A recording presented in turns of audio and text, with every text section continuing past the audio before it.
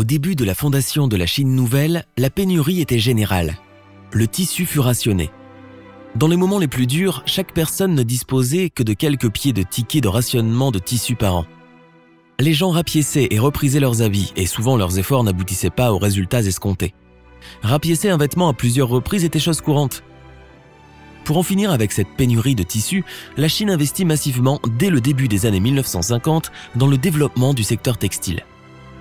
Le métier d'ouvrier textile devint alors très enviable.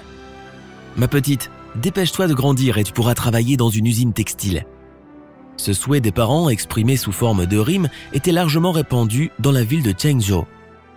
À partir de l'année 1953, 5 filatures de coton d'État furent implantées sur un terrain vague dans la banlieue ouest de Zhengzhou, et auquel s'ajouta la filature de coton d'État numéro 2 après sa réforme, plaçant ainsi Zhengzhou au rang des plus importantes bases de l'industrie textile du pays. Grâce à la politique d'achat et vente planifiée de l'économie planifiée, leurs produits s'écoulaient très facilement. Une fois les machines mises en marche, l'argent en jaillit intarissablement. À l'âge d'or de ses activités, Zhengzhou se dit d'avoir 100 000 ouvriers textiles. Le secteur textile connut un développement fulgurant et permit à tous les Chinois d'avoir de quoi se vêtir. Bien que très prisé, le métier d'ouvrier textile n'était pas une sinécure. Les ouvriers travaillaient en 3-8. La ouate voltigeait partout dans les ateliers. À la fin d'une journée de travail, le coton collait même sur les sous-vêtements. Durant cette période de pénurie matérielle, ses mains habiles ont coloré la Chine en réchauffant le cœur de sa population.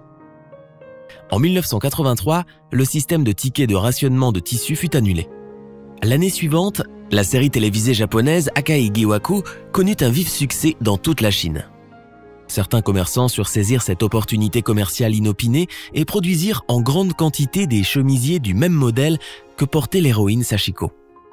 Ce chemisier à col droit et muni de rubans rehaussait la beauté esthétique, offrant une fraîcheur vivifiante.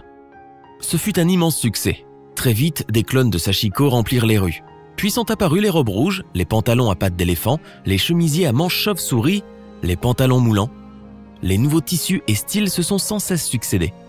Pour être plus jolis et chics, nombreux sont ceux et celles qui osent à se singulariser dans leur port vestimentaire et choisissent des vêtements qui leur vont bien.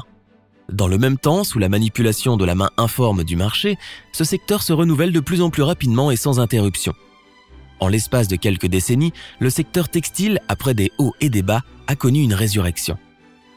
En 2017, le nombre de vêtements produits en Chine s'élevait à environ 45,6 milliards, soit plus de 6 pièces pour chaque individu à travers le monde. Le temps file, labeur et sagesse se stimulent au fil du temps. De s'habiller pour se couvrir au port vestimentaire décent, l'industrie textile et vestimentaire chinoise réchauffe le cœur des gens du monde.